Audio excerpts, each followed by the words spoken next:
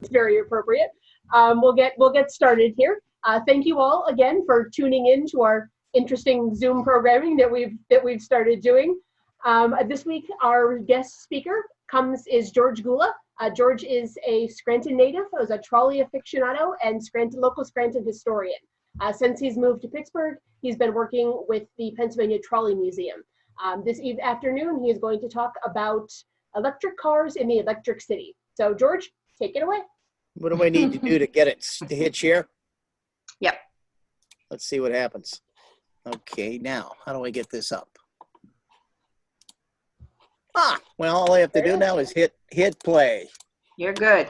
Hey, how wonderful that is. Okay. And you can't see the controls on the top, right? No. Right. Good. It's all hidden.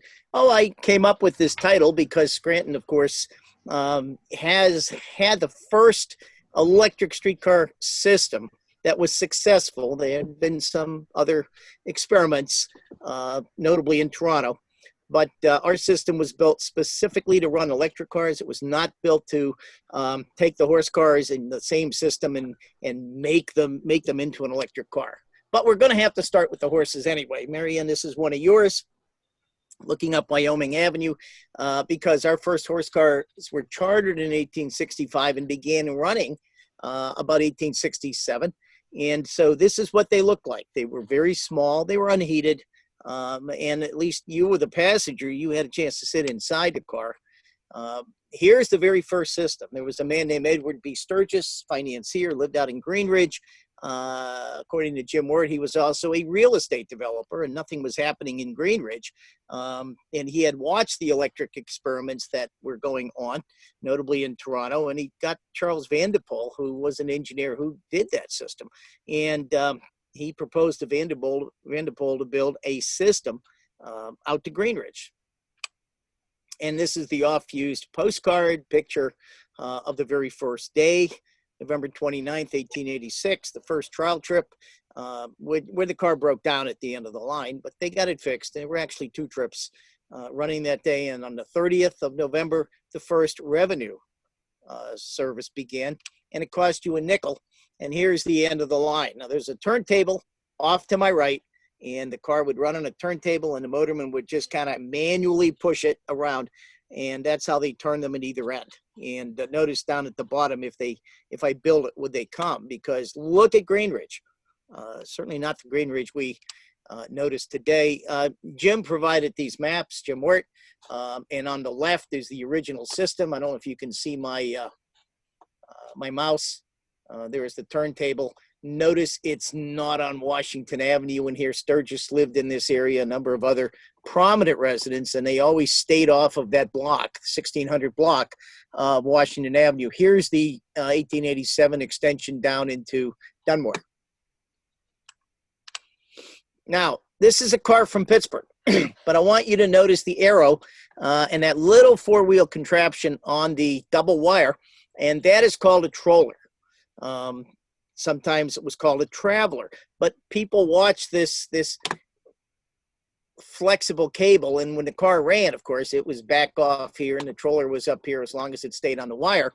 And you trolled for fish back in those days, and people said, yeah, it looks like trolling for fish. And that's what they began to call it. The word troller would eventually be called trolley. Now, how these words get changed, I don't know, but eventually the whole car would become the trolley. Here's the wheel developed by Sprague, or supposedly developed by Frank Julian Sprague. He's known as the father of the electric railway. And his system in Richmond 2 years later in 1888 using the spring, and the pole was very successful. Although there is a story that Vanderpoel had already come up with that system here in Scranton. But Sprague would go on to do an awful lot of other things in the transit industry, and Vanderpoel would fade into oblivion. On the left is the 1895 system, and if you want to compare it on the right to the 1934 system, you'll see just a few changes here. The loops up in Naog now, for example. Don't forget, lines went off north to Carbondale, up North Main Avenue. They serve your little town of Archbald, Marianne. They went off to Oliphant and Throop. They went east to Music Lake, and they went south all the way to Pittston. So for a while, this was a very far-flung system. Here's what you rode in the 1890s, 1900. These little four-wheel things, sometimes they had a coal stove inside. What is that thing in the front? It's called a fender. It's not a cow catcher. Cow would destroy it, but it would catch you if you were running in front of the car and tripped. And notice there's nothing behind that fender to prevent you from getting run over by the wheels. This guy I found on eBay. It is a Scranton Railway operator. Another fender there. He says Swetland Street on it. But again, a typical car that you would see running in town until about 1910, when these big longer cars would be replaced, would come in. And this is one of the long open cars. And the thing I liked about this picture was take a look at the sign over on the left of the car. Not only Naog, but Luna Park, which was open from about 1906 to 1916. People had to walk down through the woods to get to Luna.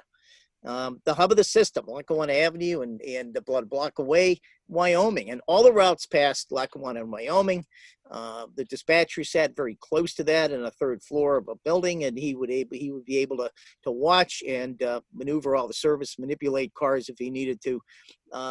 It's hard to believe 94 streetcars an hour would pass Lackawanna and Wyoming Avenue. And there's looking up Wyoming from Spruce.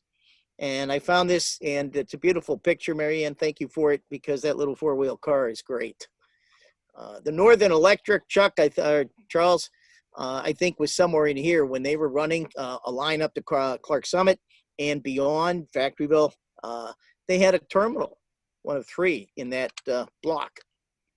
Now, here's the traffic the trolleys contended with back then. And it's an off-use picture, and I've seen it in many books. But, this was the old wholesale district. You can see all these horses and wagons and the congestion.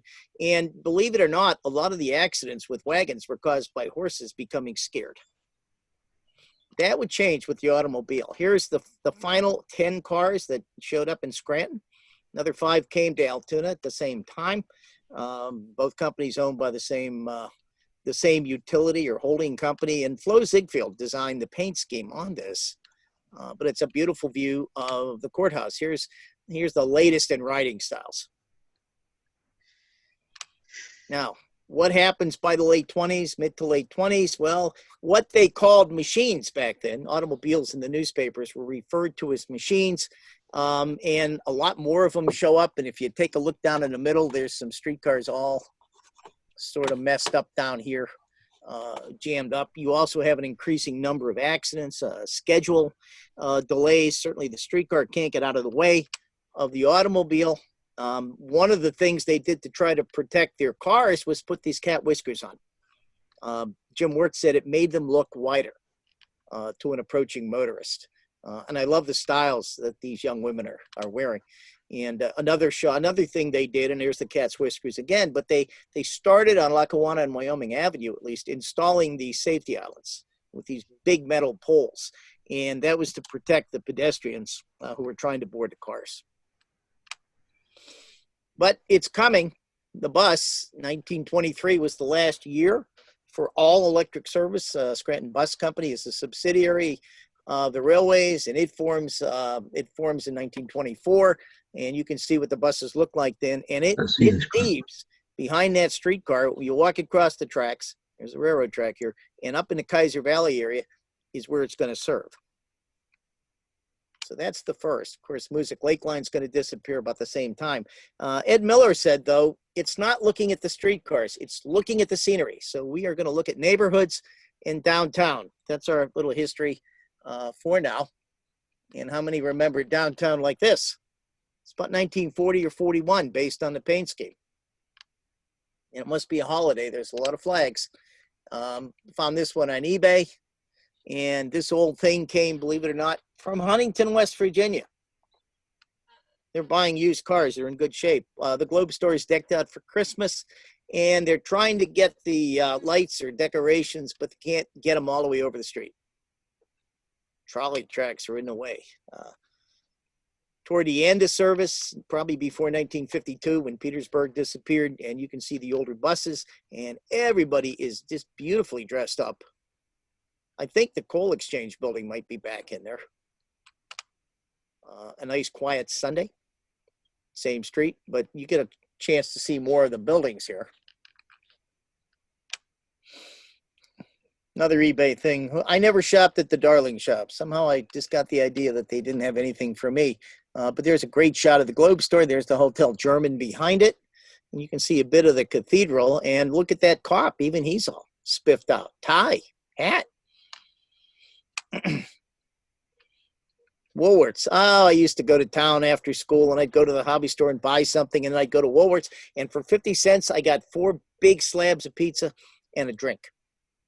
But that was in the 60s. A lot of cars, Naog for one, turned up from Lackawanna onto Washington. Don't forget, Lackawanna Avenue was a principal street, but Washington and Adams Avenues, where the trolleys went up and down, those streets were reversed from what they're now. So cars went up Washington and not down. And I guess it would look strange to you to see something coming up. Actually, Washington was a two-way street with the track in the middle. There's the bank, there's the courthouse, and come up a block and look at those spiffy outfits here. Again, before 1952, because over on my left is either a car from Petersburg, a car from Naog. Usually the older cars were at Petersburg. Penny's was there. And then look up the street. There's the post office. Mary Ann showed this a few weeks ago, courthouse, and a whole gaggle of buildings that I think have changed now over on the left. And the Masonic Temple and the Tribune. Hard to believe newspapers were printed in such small buildings. And beyond that, we're going to stay in downtown for a bit. We're going to come down Adams Avenue and take a look at Spruce Street, which is another principal street. And there it is, looking from Washington down. I think that block has changed too. I used to go to a movie that had a Cinerama screen called The Strand. It was by the alley right in this area somewhere. Now, Ed Miller has used this in a number of his publications. It's at Wyoming Avenue. Cars are looping from Dunmore, the Dunmore Suburban. The line to Dunmore, remember, being started by the Scranton Suburban Railway. And if you come down a block or two, you're on Franklin. A lot of this has changed so much, you know. Turn around at Lackawanna from Franklin. You're getting into that wholesale district. What may have been the older part of downtown at one time before the Lackawanna Railroad, about 1908, moved their station up towards Mulberry Street Bridge. There's St. Luke's Church. The Comerford Theater, I know when I went to this movie, it was the Comerford. I don't know what it is now.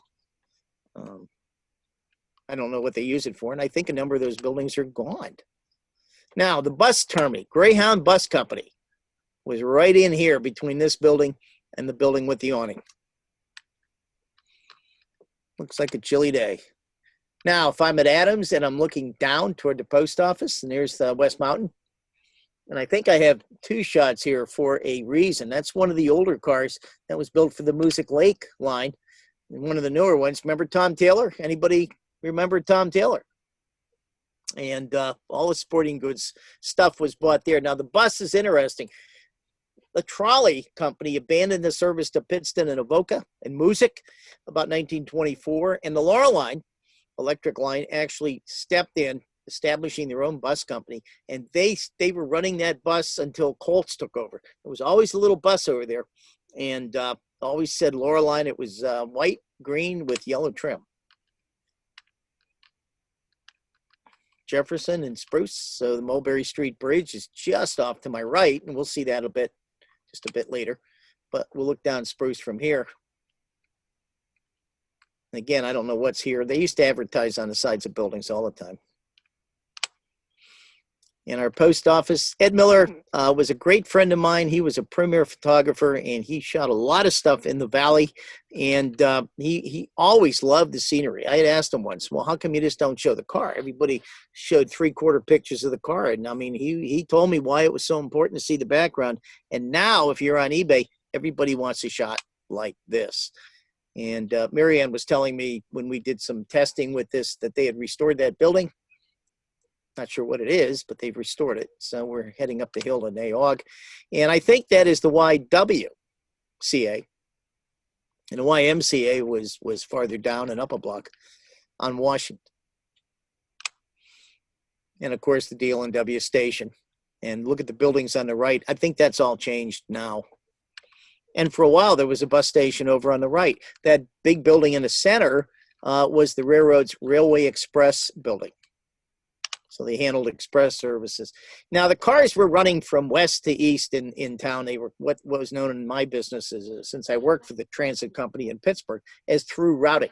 And once they got rid of all the stuff in West Side, then they had to turn the cars here. This is the railroad crossing now on Lackawanna Avenue. That big building is the Delaware and Hudson station. And I do remember a huge plaque up in the center, big iron plaque saying Delaware and Hudson. And this is why things changed. So the Scranton company about this time had already announced that by 1942 or 3, we're getting rid of all our streetcars. The buses were becoming successful.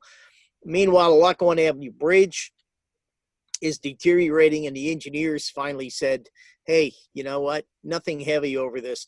Well, we can't stop the streetcars, but everybody's getting off and walking across the bridge, and the streetcars would cross empty. And so there was chaos on both sides, usually as people were getting on and off. The buildings in the background on Railroad Avenue are all gone now. And that's what the wholesale building looked when you came across the Lackawanna Avenue Bridge. Jersey Central Freight Station still extant over on the left. And all these buildings in the background are gone now. Everything. Cliff Street over at the end on the right. And so lines went several places, and most went up to Main Avenue. However, the line to Bellevue, to my neighborhood, went down Railroad Avenue. And I got this in because of the tank. That was a gas tank. There were 2 of them. And about 1962, when I was at Washington Irving High School, or grade school, they sent us home. And I got home, and I had no idea what was going on. My mother's packing photographs, and my mother's packing papers, and we're not taking any clothes. Mom, where's my toys, you know? No, we got to get out of here. And it turned out there were 13 or 14 buildings burning on Railroad Avenue. And that had been a fire that had been set on the railroad tracks. It had just, you know, it just wiped out everything. Well, the gas company decided it would be prudent to drain all the gas into the river, even as the fire was approaching the river, until the firemen said, not good.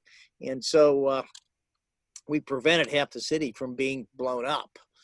4th Avenue on Railroad, this was the typical neighborhood that it served. And don't forget, there were homes all the way up there. And right up in here is the street I lived on. So you could call this my neighborhood. And then it would cross the Lackawanna River on a much different bridge. Hurricane Diane, 1955, it devastated the area. So they replaced this bridge. And I gave my mother conniptions because we had walked down to see it. And here I am on the hill, and I see this new bridge, concrete. And I run down, and I stop on the Jersey Central Railroad to look at it. And then I looked up, and there's this engine coming at 5 miles an hour, and there's no crossing gate there yet, no light. So, you know, my mother's tearing down the hill, ready to lambaste me. And the end of the line down where there are now shopping malls on South Washington Avenue. And the guy is changing his ends. You know, he would have to flip the seats so they faced in the direction you were traveling, and he would put this pole up. Then he would run to pull his pole down on the front so he didn't snag the wire when he ran. And that was called changing ends. And he's running. So it looks like he's running late. And the rest of the cars would go up Linden Street to go to North Main or South Main Avenue and back down Jackson. I think a lot of these buildings are gone too. So I got a couple shots on Main, and with this curve here, I think that is Lackawanna Avenue.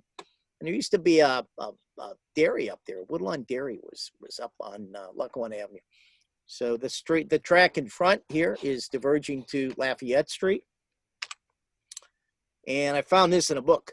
But hey, the West Side. I always went to the West Side Theater up there. And I saw some great movies. Well, at least I thought Major Dundee was great, and I thought El Cid was great. But, you know, with lots of swords and guns, you know, that really, you know, made the teenager in me happy. But Jackson Street, after a football game in the 60s, we all went over to Jackson Street, and off to the left and behind Jackson Street was some pizza shop that everybody went to. And stayed out late at night. And then the lines would diverge off, and this was Washburn Street. That church has been rebuilt. I don't know if the same parish has done that, but I remember going to Vacation Bible School there. And as you got to the ends of the line, and really the end of the city at that point, the street kind of devolved into something less than paved magnificence. Dirt mostly. Luzerne Street, and I wish Ed had gone up Luzerne Street and shot my high school, West Scranton. But all these buildings have changed. I believe on the left there's some CVS or Rite Aid and a huge parking lot. And that's what we had there and then you got to the end of the line at the Taylor Scranton boundary. And I remember coal mines in here and heading off to the right. And you can see evidence of the coal mines because the ground is shifting. And if you went north to North Main and Far Street, that's St. Michael's Ukrainian Orthodox Church off to the right, and what is now Pee Wee's Garage. I guess Ed liked Pee Wee's much better. And it went down to Far Street because of the Kaiser Valley Railroad shops. That was its business. But again, look at the streets. Look at the homes. We don't have houses like this in Pittsburgh. Now, we had two lines to South Side. The South Side line, it went over to Corey Avenue. And the other one going up into Nativity that had to wind its way up because of the hills. And Casey is over on my, look at all these buildings are gone. Coney Island is around the corner, great hot dogs. And then you would pass the Laura line. And the Laura line could be another subject for discussion. And that was the electric line built from Scranton to Wilkes-Barre.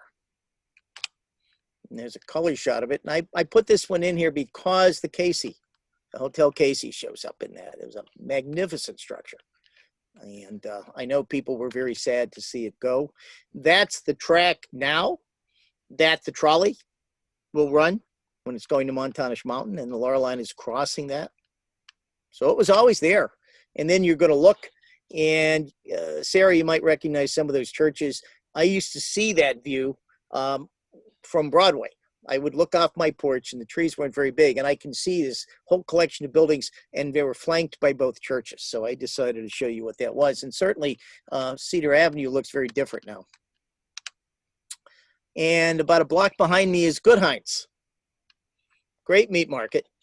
And I remember when it was so busy on Saturday, and meats hanging off of hooks everywhere. And you know, it was just one a hell of a place. My dad would take me to there, and the cars would run down Cedar and then turn up Birch, and then the South Side cars turned down Pittston Avenue. But if you wanted to go to Nativity, you had to go back into town and then go up Hemlock for a block and then go back out on Webster to Beach Street. And there were passing sightings on most of these lines so that cars would be able to clear each other. And all those houses, I mean, you just don't see that in Pittsburgh. You know, all some of these houses look like there were a lot of add-ons. Always stores where people, their families living, you know, in the same house.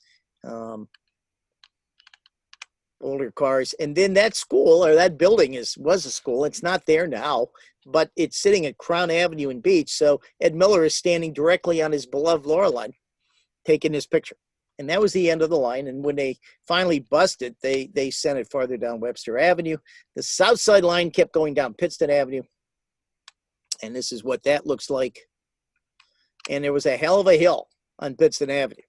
And, you know, so the sweepers were always out. The sand cars were out during the winter. And a lot of times they were out during the fall because these leaves would fall on the tracks and they would become slippery when they got crushed. And you didn't want a car rolling down the hill.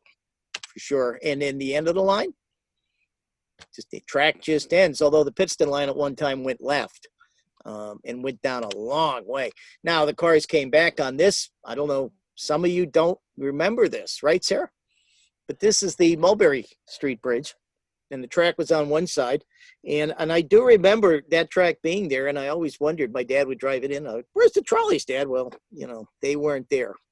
And then two shots over here. When you came down off the bridge, Spruce and Jefferson and That's what you saw. And at one time they were digging this intersection up, and I got a piece of rail and I rode home with it, walking with it in the basket of my bicycle, and it was in my cellar. And my dad went and he did one of his periodic cleanings where he threw everybody else's stuff out, and he threw that out. And so my wife doesn't have that artifact here to wonder about. Here's the line to Providence. That was the old Mulberry Street Bridge. You had railroad yards over there, the O&W Railroad, which was the largest railroad to be abandoned in 1957. And the car barns were behind the bridge. You can just see them to the left of it. But the yard, the yard just sprawled out, and there's the athletic field. And you had this situation where you had 2 lanes of traffic and 2 trolley tracks. And notice there's no paving. And I often wonder about this because we had a Smithfield Street Bridge when I came to Pittsburgh to work for the trolley company.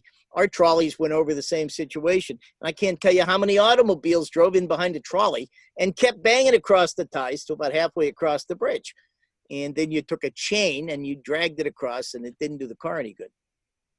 And there was also, if you look over on the left, if you can see that mouse, not only was there a little car yard here, but these were former trolley express cars. We had a freight service from about 1907 to about 1922 or 24. But they came down onto Providence Avenue, and I just wanted to show you the sprawling yards here. And if you look in the background, you see something we don't see now, the old Linden Street Bridge, which I think was built about 1892. The bottom shot shows the Robinson Brewery, which had an 1875 plate and I think an 1879 extension on it. And that whole area at one time to the right was coal mining land. So here's a better shot of the stadium where I used to see all my high school games and watch Westside kill Tech and get beaten by Central. The tall buildings, the sand drying house, the streetcars needed sand for traction. And that little building, the other little red brick building, housed the dispatcher. And then that's a nice color shot again of the brewery and some of the background. And that's all highway now, and that's a shopping center in there.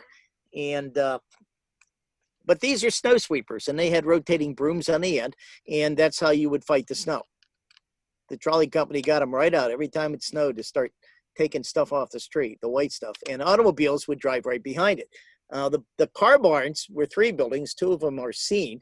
The one over farthest to the right was the actual car house, and this was a powerhouse. For a while, they got coal from a mine in Bull's Head and produced their own power. And that would later change. They would buy commercial power.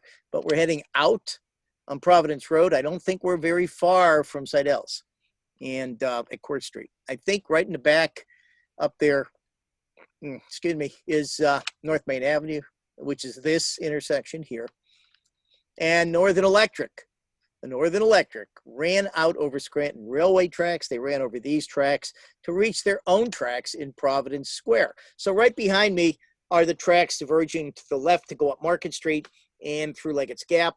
And you know, they went through a very much different, Leggett's Gap. It was one trolley, I think, one road, and a lot of private right-of-way to reach their suburban areas. And then it was all residential. And this was at one time the line to Carbondale and Peckville and Archbald and Forest City, Bandley. But it would be cut back at the city line at Boundary Street. Here's the Marvin, some buildings of the Marvin Breaker.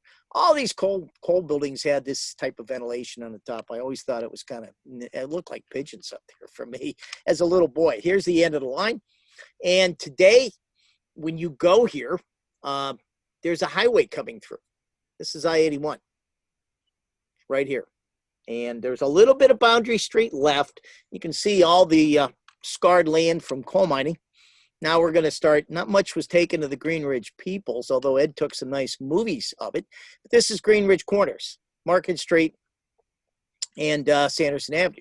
And the road was narrow here, so the car was over on the left, off as far off the street as it could, and to leave the traffic move. And you would run through this area, this Powis Avenue, Green Ridge Street. You know, they come off of Sanderson. There was a little curve on Greenridge Street, and they went off Sanderson Avenue. But the only stuff Ed ever took, or anybody ever took, was the shot here at the D&H Railroad Vine Street branch.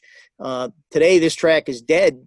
The DL Railroad used it at one time, but look at the 3 tracks. So this was a busy railroad. And there was a guy that sat in that tower, and he controlled the gates. He pumped the gates down when a train came. There were manually operated gates. Here's another shot looking at background there. And the rest of the line, Campos Avenue, nobody ever really shot, which is too bad. You got that beautiful building that shows up in the office and National Bakery and some other things that could be seen. The end of the line at Laurel Hill was in Dunmore, the end of Chestnut Street. That's where the Pennsylvania Coal Company building was. Don't forget the Erie Railroad shops were there as well, and they would come up about a mile on Chestnut Street. I can't remember the name of that church. It's a Roman Catholic church. And they would pass right here at Drinker Street, turn right on Drinker Street, and for about 500 feet. And then the Laurel Hill Line cars would make a left. They would go down Blakely Street, Poplar Street, Quincy Avenue to come into town that way. And for a while, I didn't know where the hell this thing was till I saw other pictures of the corners. It was an Erie Railroad bridge. The line that would eventually go into the station, which is inside of Cooper's, and Ed shot a picture of one of the cars there. And again, typical Scranton homes and stores. And the only bit of private right-of-way left in the city besides that Providence Road line was here. And if you go here today, you can clearly see there was something else beside the roads. It's on top of it. I think the levels are a little different. And then all the way down Quincy Avenue, where I can get a newspaper and a soda. And then it would come in past the, you gotta have a shot of this, right? I mean, you have to show the station. Premier building in Scranton, beautiful building. And not only a station, but it was really the division headquarters of the Lackawanna Railroad over in this end. And so, and then there's Platt Place. There's a bus, and for all I know, that is the Laurel Line bus coming in from Pittston. And there's that block in here approaching Adams Avenue. Now we're out in Dunmore, and I have this inset. The Dunmore line used to go to Oliphant and Throop. And when they cut it back, and of course the guy's going to change his end as usual, take a look. Amazingly, and all the trolley fans look at this picture and say, oh my God, look, the rails are just perfectly centered. They never had to do anything to change them. He just used the 2 inner rails of the 2 tracks that were going out. And that's where they laid over, right in the middle of the street. Motorists probably hated it, and then they would come in to Dunmore Corners, and they would make a right. They would start heading down Drinker Street and Electric Street, pardon me. There's another shot at Dunmore Corners. And then they would go down Electric and West Drinker. This is, I think, the merging of both streets here. Electric Street and Quincy. And the Dunmore subcars are going to, show up on North Washington Avenue at Marion Street. And most people go out and cover these big, beautiful houses. In this case, I've been able to cobble together both Greenridge people and Greenridge sub and Dunmore sub came in the same way. And so beyond Greenridge Street, Marion Street, they passed the power plant and the Texaco stations. That little jingle about you can trust the man with the star. And an eBay shot, there was AAA over on the right. And don't forget, the cars are going to turn right. They're going to come inbound on Ash Street, and they'll come back out on North Washington. This is North Washington from the Erie Bridge, about a block from their station, or I should say Cooper's. And over the years, the traces of this thing have disappeared. I believe that's Technical High School with the flag waving over on the left. And they pass the Armory once they go under the bridge. Watrous Armory, I believe, was the name of it. And they're going to head in on Adams. Here we are at Adams and Spruce. And take a look at that building over on the right. And this is about a 1940s shot based on the paint scheme. But in the 1950s, and it's still before 52, that's a Petersburg car, it was an American Auto Store. I think now it's a place where you can go and eat and drink if it ever opens up. Petersburg, Greenridge Suburban. This was the end of the line. Marywood was off over on the left, and he's putting his pole up, You'll notice there's double track out here where you can't see it, but I can tell because look, there's 2 wires. They decided not to put a wire frog and have the pole keep coming off. They just used the 2. I don't know what that white stuff is. It's not a shopping bag. It's some crap on a slide, but it shows you the end of the line and it shows you nothing beyond. Coal mining was out there. Dixon City was eventually there. Here's the double track. Richmond, typical Green Ridge neighborhood. And mailboxes. There were 2 kinds of mailboxes. There was a kind that, you put packages in, and the kind that the postal guy picked up your mail and also would deposit his mail while he works around the block, so he wouldn't have to carry it all. They had a passing sighting over here at Electric Street. And that's 2 of the electromobiles.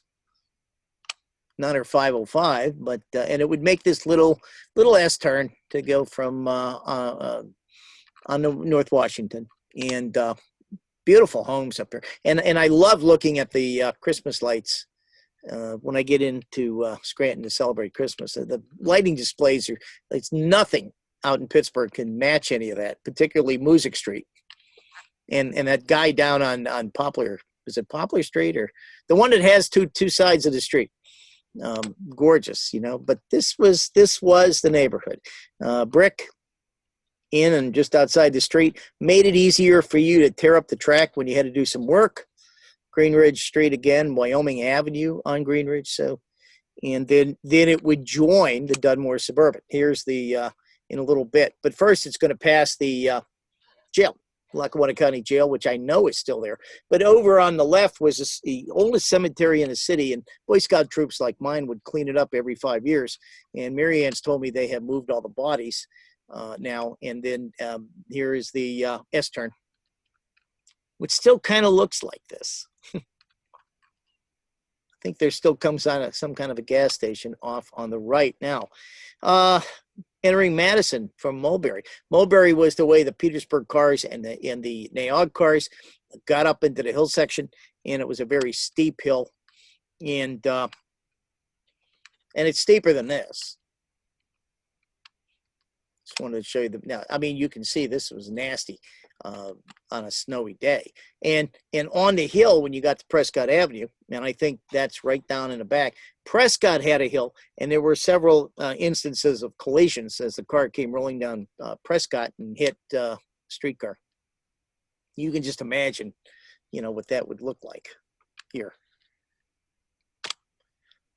And I'm looking back up, so I'm heading to Naog, maybe 1 or 2 blocks. Hey, there's a telephone. You want a public phone? You have a dime? It's over on the left. And awnings. And then we would go down about 2 blocks on the side of the road on Arthur Avenue. There is the Everhart Museum, which I spent a lot of time in there because my grandmother would take me there every time they wanted to take me to the park. I wanted to ride the train, but which was actually given to the park by the Lackawanna Railroad. But they had to see this first, all these stuffed birds and pictures and, really exciting. And then it would loop around and use Olive Street and Wheeler Avenue. This is Vine Street, and neighborhood movies abounded. You could always find a movie in the neighborhood. So I put that in here just to show you. You didn't have to put it on your computer. Just go out and they let you stay there all day. You could watch the movie 3 times. And I did sometimes.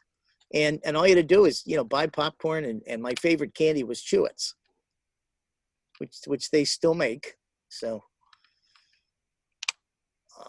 and here we are. I probably have now there's the through routing. They would come from Naog or Petersburg, and he's already changed his sign at the end of the line, so everybody knows he's going to Green Ridge, Marywood. There's the end of Petersburg. Small group of stores.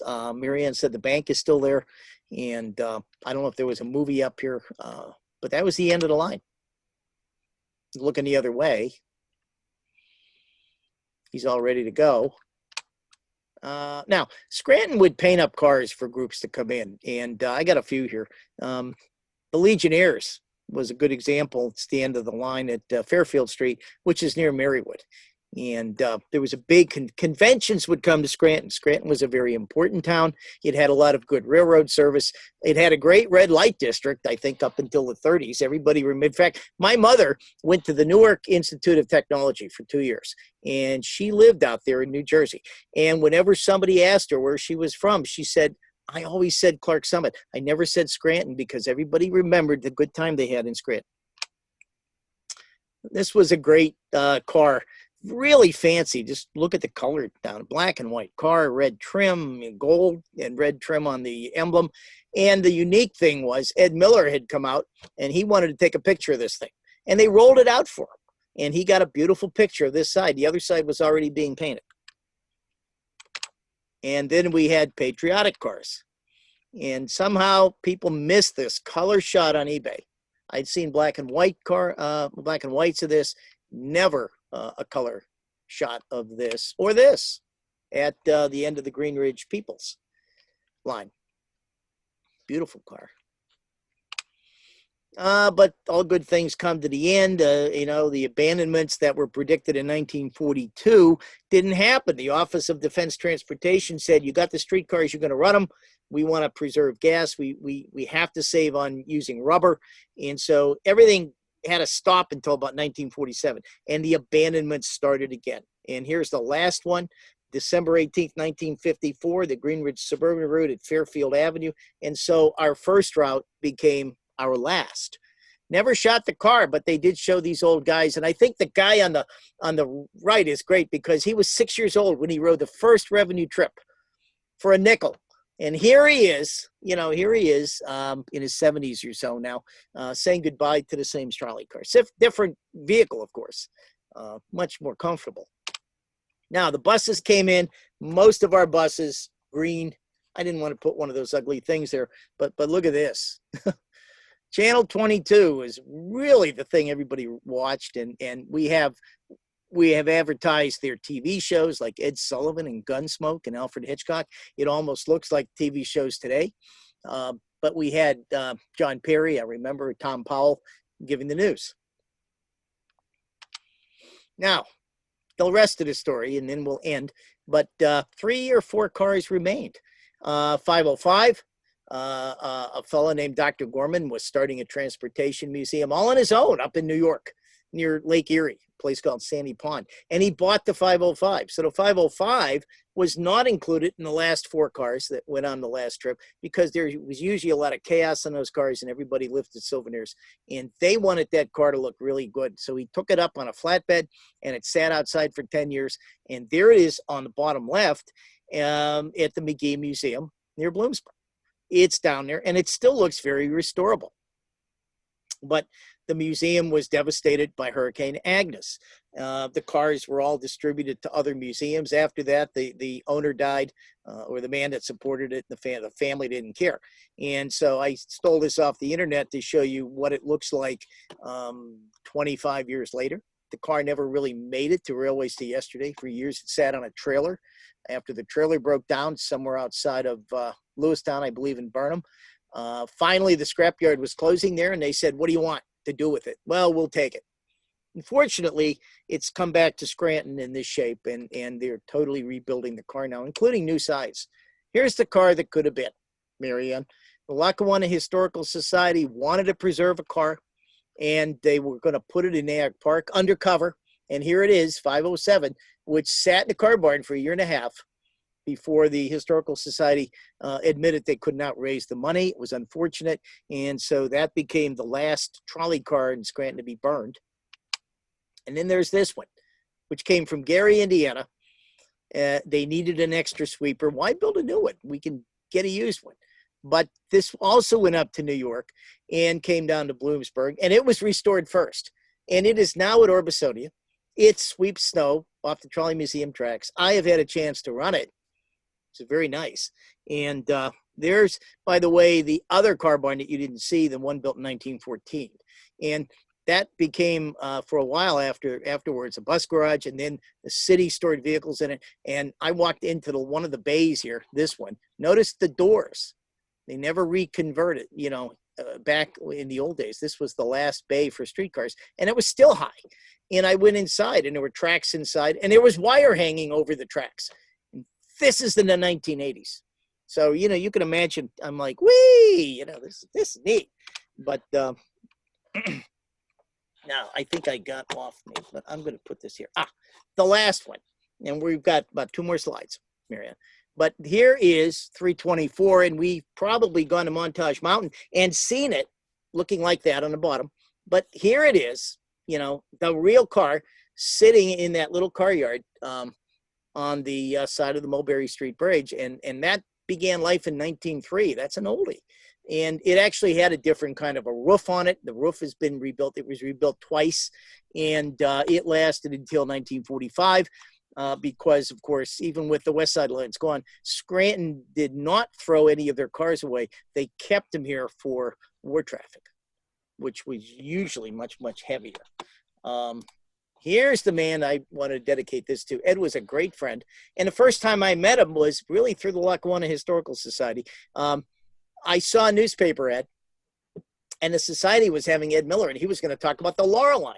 And my mom had always told me about riding the Laurel Line to Rocky Glen and kids jumping on the third rail and daring each other to do that. And they would walk it, and then they would fall. And what do you do when you fall? You try to, you know, stabilize yourself, and they'd hit the ground, and 600 volts would complete a circuit. But he had done that show the day before. Damn. Well, I went into this old thing called the phone book, and there was an Edward S. Miller in Pittston, and I didn't know, but I just called him up. And he said, sure, come on down. And I came down the next day about 9 o'clock, and I remember 9 or 10 o'clock that night, my mom calling me up saying, don't you think you should be coming home? But that started a lifelong friendship, and as you noticed, I've been able to scan many of his pictures. And Ed was always somebody to share this information. So I'm really happy to be able to continue to do that. And there's other groups, including the Historical Society, that are also part of being able to put this thing together. So, you know, I'll let you take a look at it for a little bit. You know, my stuff, many other people's stuff. Michael Lavelle was a local person here. Bill Ellis was also local. And they're the ones that got Ed Miller into this thing. So it's kind of like a, you know, it continues. But anyway, that's it. But I am open for questions. Otherwise, I'm all ready. I'm going for trolley ride. And thank you very much, George. Thank you for sharing your wonderful collection of photos, a lot of which I've never seen before. So that was exciting. It was a very good commercial tour of Scranton's history, and for your reminiscences. For those of you who may remember Ed Miller, it was a very lovely tribute. I will open it up for questions. George, I'm going to stop your screen sharing here so we can see all the people again. Be able to see. If you have questions, please chime in. I'll unmute you all so you can chime in if you have questions. George? Yeah. Charlie here. You know, you mentioned early on that Vanderpool kind of faded away. Well, he died young is what happened. Okay. He died young. Charlie, could you mention something about the effort to raise funds for the restoration of the 505 in case people don't know about it and they can make a contribution? Certainly. And then maybe Tom Miles could speak a little bit about the actual restoration.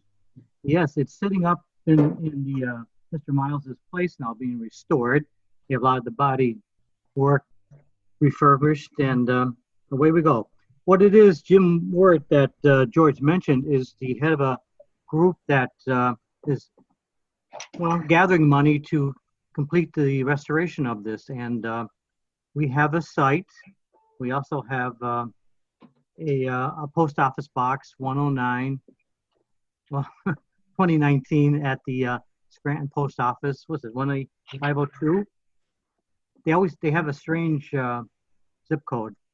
But anyhow, it's an ongoing thing, so any donations would be helpful because it's a very expensive proposition restoring a car, as George probably knows from Pittsburgh. Oh, yeah. Yeah, we've done our share. And now they're putting the sides that you saw that remained on the car are also being replaced with thicker sides. Agreed, because to make that a light car, they had actually compromised on the thickness of the two sides. And when they started repainting it, it started to bubble and bend because of its thinness. So they were trying to save money back in 1920s. That's what happened. But I think we have an idea of we're going to get the seat, so we're getting all the pieces slowly and surely. Tom, can you add anything? Well, I'm just eager at it. My name is Tom Miles, for those that don't know me. We have the 505 in our engine house, and we're waiting some parts right now, clips, if you will, for the floor. We've done a lot of riveting and replacing of sheet metal and trying to put the floor back in. We're talking to people right now about doing the woodwork on the car, which is very exciting to me, because when you get into the finished end of the car, it has a reality to it that I would like to see. Ultimately, I don't know whether we can succeed as a group in getting the motors back into that car, and how far it can go, I don't know, but Charlie might want to comment on that. I don't know. Charlie? Yes, we have this person on our committee, Rocco. Rocco, yeah. And he's very much into all the parts, and he's working on getting the motors restored. So that's an ongoing thing. It's very expensive. It's probably the most expensive part of restoring a car is getting the Motors and the wheels all redone. But that's also being worked on. Well, I think to take that car from, I mean, I have a lot of pictures in the shop where we have done work on it, and I would just leave those not to bore anybody any further. But anytime anybody would like to come down to Honesdale and take a look at the car, I'd be very happy to let somebody take them through the shop. I'd like to, but after there's a vaccine. I'm one of those at-risk people. Yeah, is it obvious? Hey, did you guys ever find the Rocco was looking for pictures, and I've never found them, of the 3 lateral seats that were at either end of the car? He was looking for pictures to see how they fit in. Nobody has ever found one, right? Well, They're going to be built in. They're built-ins. Those 4 sets of 3 on each corner. Right. Yeah. Right. What were they for? What? Well, if they put the lateral seats in, so when you walked in the front of the car, they wanted to give people room to pay their fare and, sort of move around the platform. Oh, I know what you're talking 3 about. seats on either side had your backs to the car, and that gave you more room. And they've been trying to find interior views of that.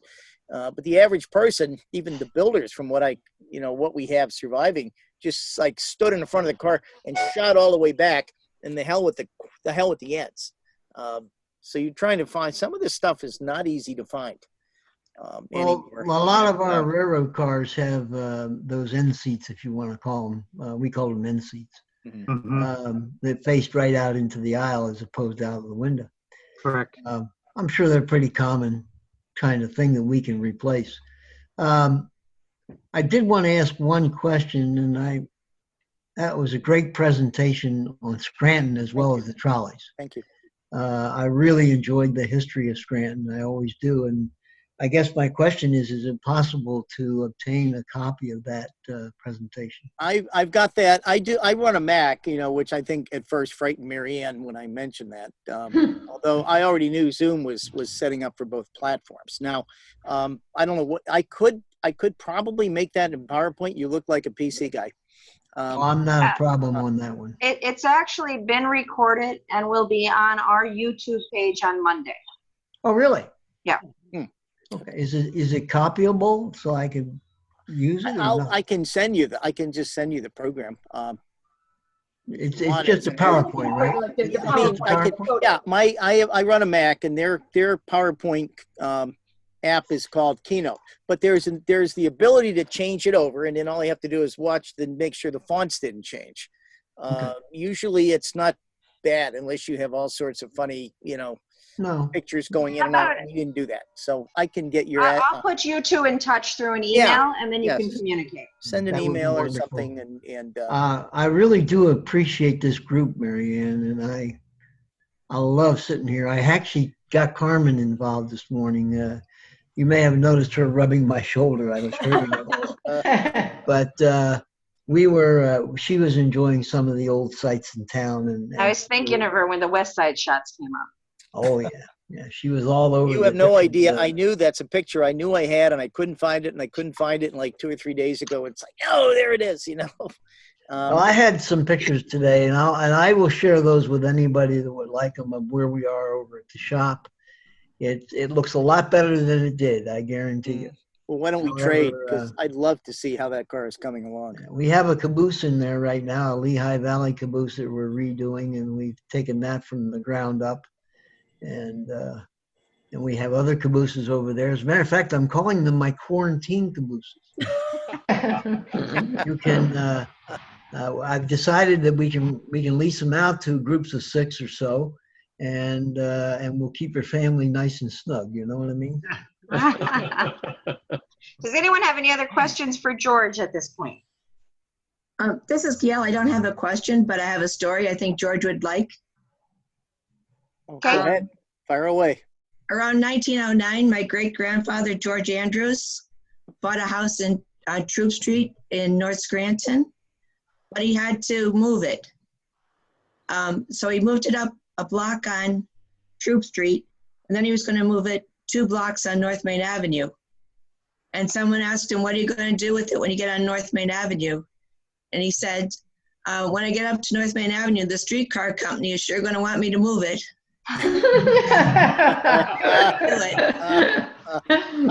Good thinking. I like that. He probably worked with the That's conductor good. and had to move the house. Thank you. Yeah, thank you. George, If what anybody originally else got you is interested in? the? Wait, what? What was that? I hearing. walked over somebody. No, go ahead, Tom. I was just going to ask him what originally got him interested in the trolley. Well, a couple of things. Yeah, I was born in the old, state hospital on Mulberry Street. My dad at that time had a job with the post office. And when you got a job at the post office, before you could request going to wherever the heck you wanted to go, you had to work in one of the big ones. So, Western people went to Pittsburgh. And because he lived in Taylor, or he was from Taylor, he went to Philadelphia. And we lived on Old York Road. And they had, I'm 2, I'm 3, I'm on my porch with this white rocking horse, blue saddle, little red trim, and I'm rocking back and forth. And trolleys are running up and down the street. Not only that, across the street is the home for 480 trolleys. So, they came to be, and maybe there was a spark in there too, but it came quite natural. And when we moved back to Scranton, when my dad finally got back up here, I could not understand why in the hell kids in my school didn't like streetcars. What the heck was wrong with them? They probably had the same question for me. But well, I spent my youth there was in quite a Philadelphia. fraternity of these people. And when I went out to Pittsburgh to work for the system here, they had the older streetcars, and we still have more modern ones today. So I had a chance to work with the company that actually ran them. And we have the Pennsylvania Trolley Museum, which brought their first cars down in 1954 under their own power. Right. We're partly on in an original old trolley line. So I get to run them a lot, and except That's not great. this year. There's the old PTCs and all that. We have cars from Philadelphia. We have cars from Pittsburgh. One from Johnstown that can't run because the gauge between the wheels is different. There were 2 track gauges really in Pennsylvania. Philadelphia's area and down in southwestern PA had what was called Pennsylvania broad gauge, about 5 foot 2.5 inches. And they don't fit on a Scranton track, which a railroad car would. That's about 4 foot 8.5 inches. So when we get a car from Philly, we've got a number from there. You can just drop it right on the track and it runs. Whereas other museums, the Scranton Museum, they would have to do a lot of expensive fiddling with the underside, the wheels, the trucks, the braking would all have to be changed. So we like those broad gauge wheels. And when we can find them, we'll trade other museums for them. And that's how museums get a lot of parts. I mean, some are certainly built new, but a lot of museums will trade parts back and forth. We need this, you have that, we need that. you want this here. And I know that the Electric City Trolley Museum has done that with us. We've moved things back and forth. Very good. Very good. All right. Again, George, thank you very much for sharing your knowledge and your stories, for always being willing to chime in whenever we need somebody with trolley expertise. We do appreciate it. Yeah. Again, please watch your email and your Facebook pages. Next week, our presenter will be Stephanie Longo again. Since we're unable to celebrate St. Ubaldo Day in Jessup, she'll be talking about Italian theater magnate Sylvester Polloy. So we'll have a little bit of an Italian theme next week. Thank you for joining us again. Enjoy your weekend. Looks like a nice day here now. So go outside and get some fresh air, and again, wash your hands and see other people. Thank you very much for having me. It was a great program. Thank you, George. I'll be back.